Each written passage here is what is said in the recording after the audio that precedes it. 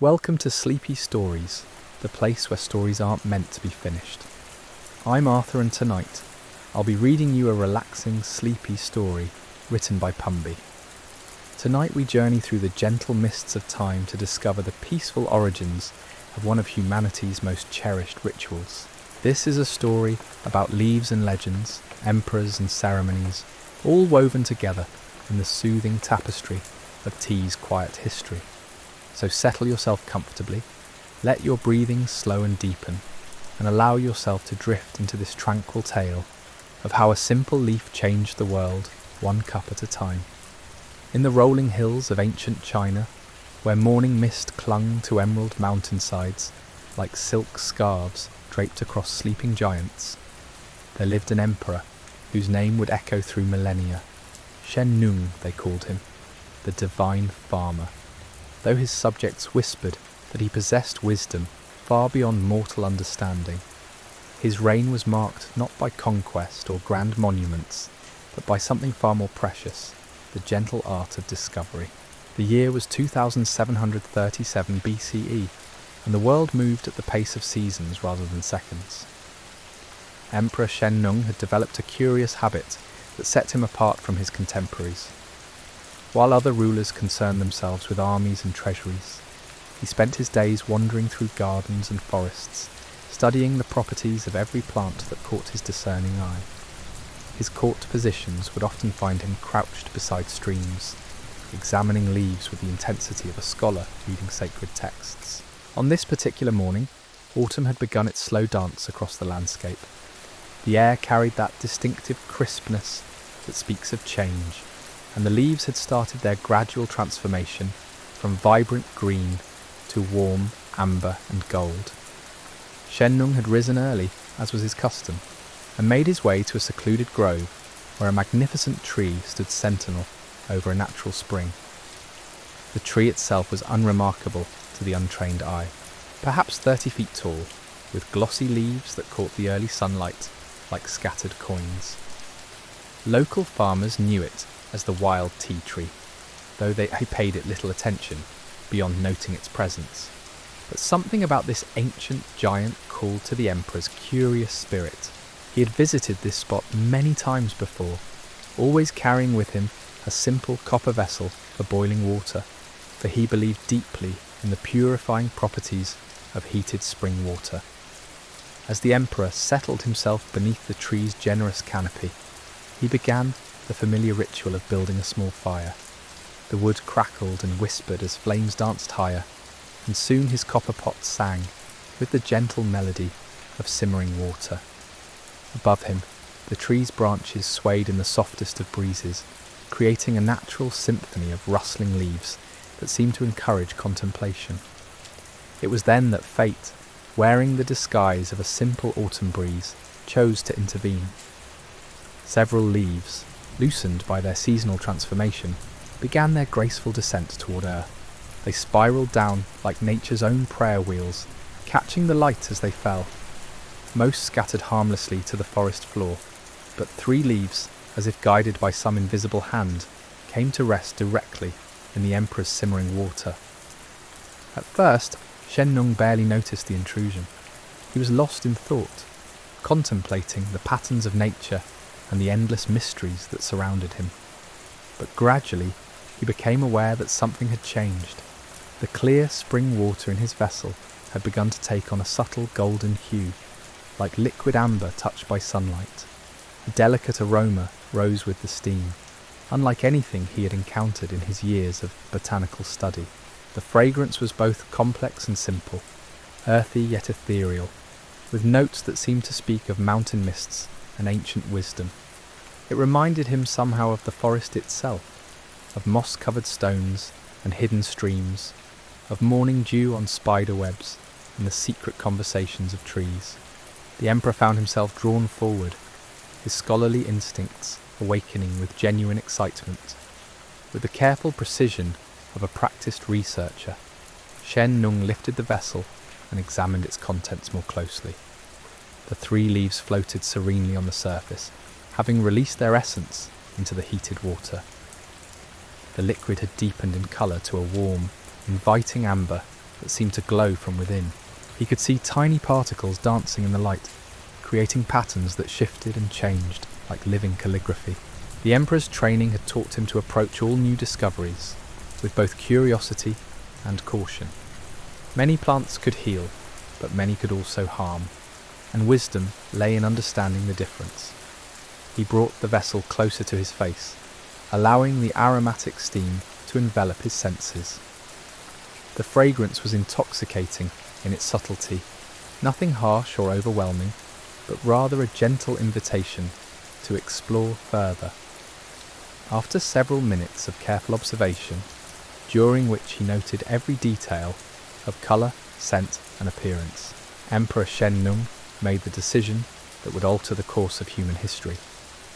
With the same deliberate care he applied to all his investigations, he lifted the vessel to his lips and took the smallest possible sip. The sensation that followed was unlike anything in his considerable experience. The liquid was warm and smooth, with a complexity that unfolded slowly across his palate. There was a slight astringency, balanced by an underlying sweetness that seemed to emerge from the very essence of the leaves themselves. But beyond the taste was something more profound, a sense of clarity and calm that seemed to spread through his entire being. As the Emperor continued to sip this accidental creation, he felt a subtle transformation taking place within him. His mind, always active and questioning, seemed to settle into a state of peaceful alertness.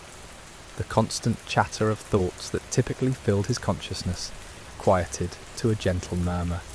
Yet rather than feeling drowsy or sluggish, he experienced a heightened awareness of his surroundings. The play of light through leaves, the distant call of birds, the gentle gurgling of the spring. It was as if the very essence of the forest had been captured in liquid form, offering not just refreshment but a kind of communion with nature itself. The Emperor found himself understanding, perhaps for the first time, the true meaning of harmony, not as the absence of complexity, but as the perfect balance of all elements working in concert. Word of the Emperor's discovery spread slowly through his court, carried by servants who noticed the subtle change in their ruler's demeanour. Where once he had been intense and driven in his studies, now there was a quality of serene focus that seemed to radiate from him like warmth from a gentle fire. His advisers remarked that his decisions carried a new wisdom, his judgments a deeper compassion. But Shen Nung was not content to keep this discovery to himself. True to his nature as a teacher and healer, he began to share his accidental creation with others, carefully documenting its effects and refining the preparation method. He discovered that the optimal temperature of water, the steeping time, and even the season of leaf harvest all influenced the final result in subtle but important ways. The imperial gardens became a place of quiet experimentation, where the Emperor and his most trusted scholars worked to understand this remarkable gift from nature. They discovered that different leaves produced different flavours, some bold and robust, others delicate and floral. The younger leaves, tender and bright green, yielded a lighter, more refreshing brew, while the older, darker leaves created something deeper and more contemplative. As seasons turned into years, the practice of preparing and consuming this leaf-infused water became woven into the very fabric of court life. Morning audiences with the Emperor now began with the ceremonial preparation of tea, as it came to be known. The simple act of heating water and steeping leaves became a moment of shared tranquility, a pause in the busy world of governance and diplomacy. The Emperor's physicians took particular interest in tea's effects on health and well-being. They observed that regular consumption seemed to aid digestion, clear the mind, and provide a gentle energy that sustained without the harsh peaks and valleys of other stimulants.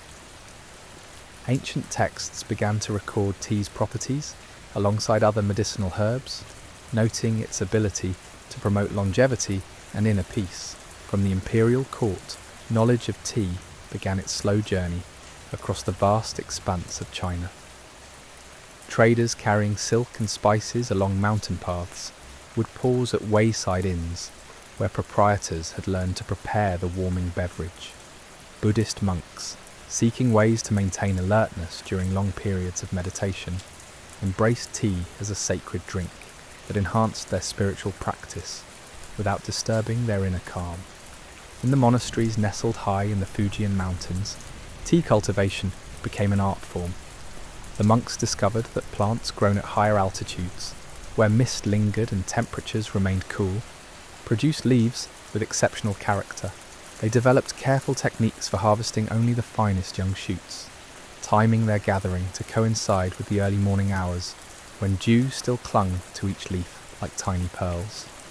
The processing of these precious leaves became a meditation in itself. Monks would spread the fresh harvest on bamboo mats, allowing them to wilt slowly in the mountain air.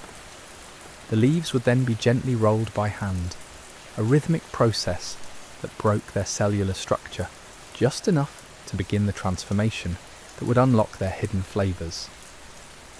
Some leaves were dried immediately, preserving their green freshness, while others were allowed to darken and develop deeper, more complex characteristics. As centuries passed, tea culture spread beyond monastery walls into the homes of scholars, artists, and eventually common people. Each region developed its own preferences and traditions. In the southern provinces, where subtropical warmth encouraged lush growth, farmers learned to coax multiple harvests from their plants throughout the growing season. The first spring picking, when tender shoots emerged after winter's rest, was especially prized for its delicate sweetness. Northern regions with their harsher climates and shorter growing seasons produced teas with different qualities, often more robust and warming, perfect for the cold winters that gripped the land. Tea merchants began to travel vast distances, carrying precious cargoes of dried leaves from region to region, creating the first networks of what would eventually become a global trade. The Tang dynasty, which flourished from the 7th to 10th centuries, marked tea's true coming of age in Chinese culture. During this golden period of art and literature, tea drinking evolved from a simple practice into an elaborate social ritual. The wealthy classes commissioned beautiful ceramic vessels specifically for tea preparation. Delicate porcelain cups, thin enough to show the tea's colour, elegant pots designed to enhance the brewing process. It was during the Tang period that a scholar named Lu Yu penned the first comprehensive guide to tea, a work called the Cha Jing, or Tea Classic. This remarkable text, written with the careful attention of a devoted practitioner, covered every aspect of tea culture, from cultivation to consumption. Lu Yu described in loving detail the ideal water sources for brewing, the proper temperatures for different varieties, and the subtle art of recognizing quality leaves. The Tea Classic elevated tea preparation to the level of high art, comparable to poetry or painting. Lu Yu wrote of the importance of mindfulness in every step of the process, from the selection of leaves to the moment of first taste. He emphasized that tea drinking was not merely about consuming a beverage, but about creating a moment of beauty and contemplation in daily life. Tea houses began to appear in major cities, becoming centres of intellectual and artistic exchange. Scholars would gather to discuss philosophy while sharing pots of carefully prepared tea. Poets found inspiration in tea's subtle flavours and the peaceful atmosphere it created. Artists discovered that the clarity of mind tea provided enhanced their creative abilities, allowing them to see beauty in the smallest details of the natural world. The ritual of tea preparation itself became a form of moving meditation. The careful measurement of leaves, the attentive heating of water to just the right temperature, the patient timing of the steeping process, each step demanded presence and attention. In a world that could be chaotic and unpredictable, tea offered a daily opportunity to slow down, to breathe, to connect with something larger than oneself. As trade routes expanded and Chinese influence spread throughout Asia, tea began its journey to neighbouring lands. Korean traders carried tea across the narrow sea, separating the peninsula from China, where it was embraced by Buddhist temples and royal courts alike. The Korean approach to tea emphasized simplicity and naturalness, stripping away some of the elaborate ceremonies that had developed in China to focus on the essential experience of drinking tea itself. Japanese monks studying in Chinese monasteries returned to their island nation, carrying both tea seeds and the knowledge of cultivation. In Japan's unique climate and culture, tea would eventually evolve into something distinctly different, the highly refined tea ceremony known as chanoyu, where every gesture carried deep spiritual meaning and the preparation of a single bowl of tea became a pathway to enlightenment. But these developments lay far in the future.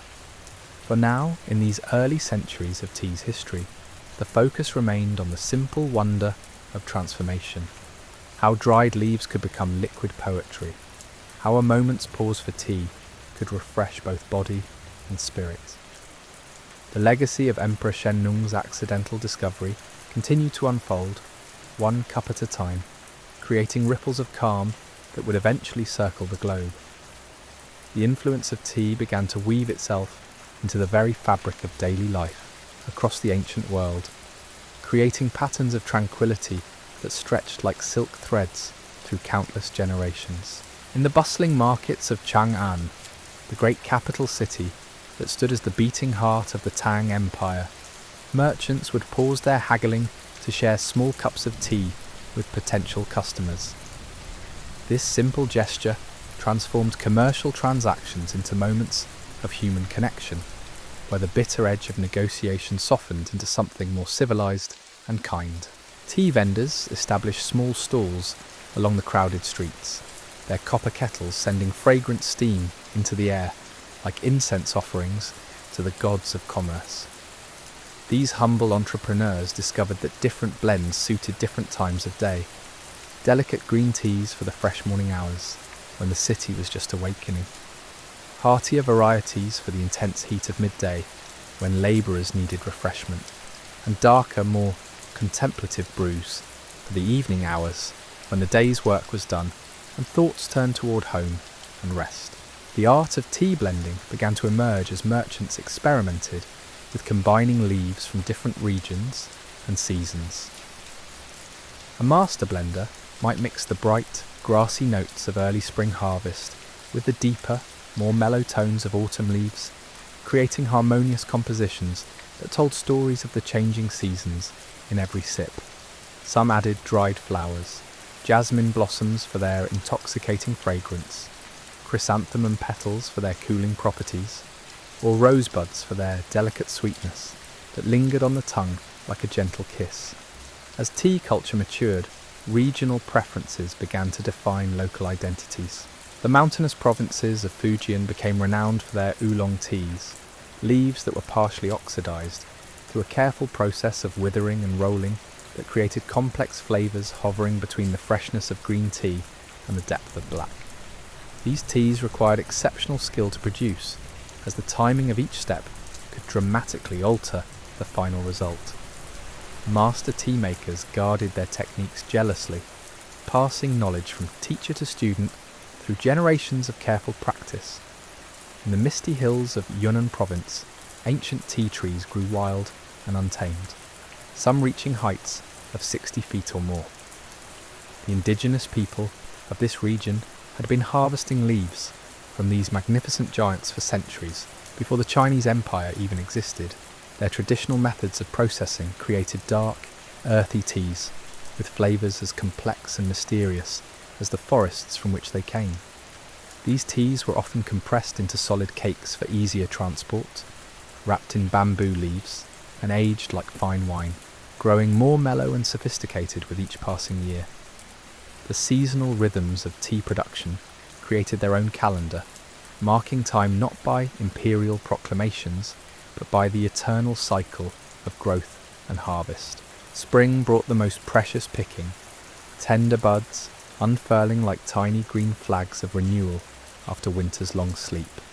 Summer harvests yielded abundance, but required careful timing to capture the leaves at their peak, before the intense heat could make them coarse and bitter. Autumn pickings carried the concentrated essence of the growing season, while winter brought a period of rest and the plants gathered strength for the cycle to begin anew. Tea gardens became landscapes of meditation, their orderly rows following the natural contours of hillsides, like green rivers flowing toward the sky. Workers moved through these gardens with practiced grace, their fingers dancing across the plants, as they selected only the perfect leaves, usually the top 2 leaves, and a bud, known as the imperial plucking, which produced the finest quality tea. The sound of their work created a gentle percussion against the morning silence, the whisper of leaves being separated from stems, the soft rustle of bamboo baskets being filled, the occasional call of a bird welcoming the dawn. Processing facilities, often simple structures built directly within the tea gardens, became temples of transformation where the ancient alchemy of tea making unfolded. The fresh leaves would be spread on bamboo mats or wooden floors, beginning their journey from living plant to dried treasure. Master processors could judge the precise moment when leaves had withered to the perfect degree simply by touch, feeling for that subtle change in texture that indicated readiness for the next stage. The rolling process, performed entirely by hand in these early centuries, was perhaps the most meditative aspect of tea production. Workers would gather the withered leaves into small portions, then roll them between their palms in a motion that was part massage, part dance. This gentle pressure broke the cellular structure of the leaves just enough to release their essential oils while preserving their fundamental character. The rhythm of rolling became hypnotic, dozens of workers moving in synchronized harmony, their hands working the leaves like potters shaping clay. Different regions developed their own distinctive rolling techniques. Some favoured tight, twisted shapes that unfurled dramatically when steeped, revealing leaves that danced in the hot water like living creatures returning to life. Others preferred flat, pressed leaves that released their flavours more gradually, creating teas that could be steeped multiple times, each infusion revealing new layers of taste and aroma. Still others rolled their leaves into small pearls or spirals, compact forms that preserved freshness during long journeys to distant markets. The drying process marks the final transformation, as moisture was slowly removed to preserve the tea indefinitely. Some leaves were dried in the sun, spread on mats and turned regularly to ensure even desiccation. Others were dried over carefully controlled fires, with different types of wood imparting subtle flavours. Pine for its clean resinous notes, or fruitwoods for their gentle sweetness. The skill lay in applying just enough heat to drive off moisture without destroying the delicate compounds that gave each tea its unique character. As tea production expanded, networks of traders and transporters developed to carry these precious leaves across vast distances. Caravans of pack animals wound their way through mountain passes and across desert expanses, their loads of tea wrapped in oiled cloth and packed in wooden chests to protect against moisture and contamination. The Tea Horse Road, a network of ancient trading routes, connected the tea-producing regions of southern China with the horse-breeding areas of Tibet and beyond, creating exchanges that benefited both cultures. Tea houses began to appear along these trade routes, offering rest and refreshment to weary travellers, while serving as informal centres of information exchange. A merchant arriving from distant provinces might share news of political changes or natural disasters while sipping tea with local traders, creating networks of communication that spanned the known world. These establishments became neutral ground where people from different backgrounds could meet and interact, united by their shared appreciation for tea's calming influence. The architecture of tea houses reflected their peaceful purpose. Low, comfortable buildings with wide verandas and gardens where guests could sit in contemplation while enjoying their tea. Interior spaces were designed to promote conversation and relaxation, with low tables and cushioned seating that encouraged people to linger. The sound of water boiling over charcoal fires provided a gentle background music, while the aroma of different teas being prepared created an atmosphere of sensory pleasure that made everyday concerns seem temporarily unimportant. Within these spaces, tea preparation became performance art. Skilled tea masters would demonstrate their expertise by controlling every variable of the brewing process with precision that bordered on the mystical. They could judge water temperature by the size and sound of the bubbles, timing their movements to achieve perfect extraction of flavour without any hint of bitterness. Watching such masters work was itself a form of meditation, as their fluid motions and intense concentration created moments of pure beauty. The vessels used for tea service evolved into objects of remarkable artistry and craftsmanship. Potters discovered that different clays produced different effects on tea's flavour, some enhancing certain notes while muting others, some retaining heat longer, others cooling more quickly. The famous purple clay of Yixing province became particularly prized for its ability to absorb tea oils over time, slowly seasoning itself until it could enhance the flavour of tea even when used with nothing but hot water. Teacups became canvases for artistic expression, their thin walls designed to show off tea's colour, while their shapes were crafted to concentrate or disperse aroma in specific ways. Some cups were made so thin they were almost transparent, allowing drinkers to appreciate tea's visual beauty as well as its taste. Others were thicker and more substantial, retaining heat longer for teas that benefited from sustained warmth. The ritual of tea drinking gradually developed its own etiquette and symbolism. The way one held a cup, the order in which tea was served, the proper responses to hospitality, all these became part of an elaborate social code that promoted harmony and mutual respect. Serving tea to guests became the ultimate expression of welcome, while sharing tea among friends created bonds of intimacy and trust. Seasonal tea ceremonies began to mark important transitions throughout the year. Spring tea gatherings celebrated renewal and new beginnings, often held in gardens where flowering trees created natural decoration. Summer tea sessions took place in shaded pavilions or beside cooling streams, emphasizing refreshment and relief from heat. Autumn ceremonies honoured the harvest and the beauty of change, while winter gatherings focused on warmth and comfort during the cold, dark months. The medicinal properties of tea became increasingly well documented as Chinese physicians incorporated it into their healing practices. They discovered that different teas had different therapeutic effects, some aiding digestion, others promoting alertness, still others helping to calm anxiety or encourage restful sleep.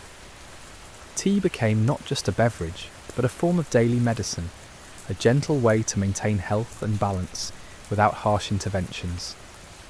Women of noble households began to specialise in tea preparation, developing skills that were highly valued in arranged marriages. A woman who could prepare exceptional tea was considered an asset to any family, as her abilities would enhance the household's reputation for hospitality and refinement.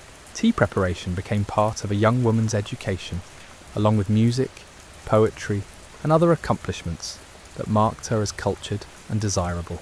The influence of tea began to appear in art and literature, as poets and painters found inspiration in its subtle beauty and calming effects.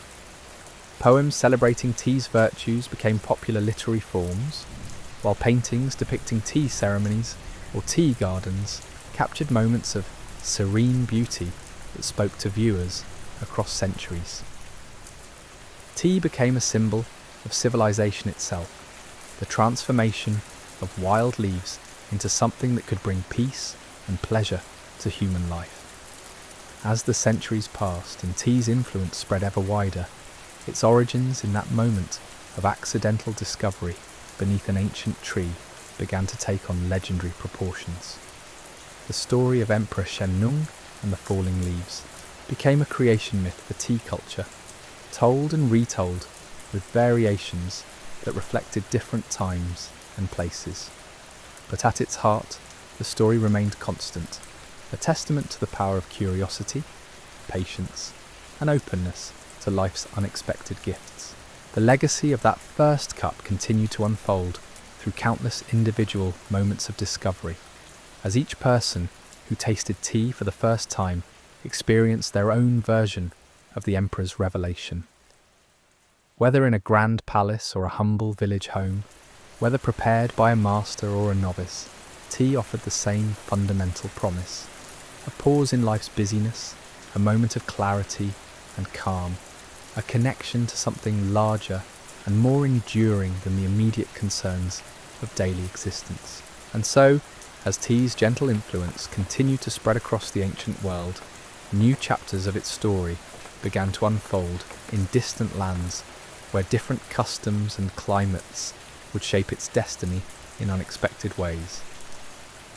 The precious leaves that had once fallen so serendipitously into Emperor Shen Nung's vessel were now carried by determined travellers across treacherous mountain passes and wind-swept plateaus, each journey adding new verses to tea's ever-expanding song. In the high mountains of Tibet, where the air was so thin that every breath required conscious effort, and the landscape stretched endlessly in shades of brown and gold, tea arrived not as luxury, but as necessity. The hardy people of these elevated realms discovered that tea possessed remarkable qualities perfectly suited to their harsh environment. The warming properties of the dark fermented leaves helped combat the bitter cold that could freeze a person's breath in mid-air, while the gentle stimulation helped their bodies adapt to the oxygen-thin atmosphere that left lowland visitors gasping and dizzy. Tibetan tea preparation evolved into something entirely unique, reflecting both practical needs and spiritual beliefs. Rather than the delicate porcelain vessels favoured in Chinese courts, Tibetan tea masters use sturdy wooden bowls carved from local hardwoods, their surfaces polished smooth by countless hands and darkened by years of use. The tea itself was transformed through the addition of yak butter and salt, creating a rich, nourishing beverage that provided essential calories and minerals needed for survival in the harsh mountain environment.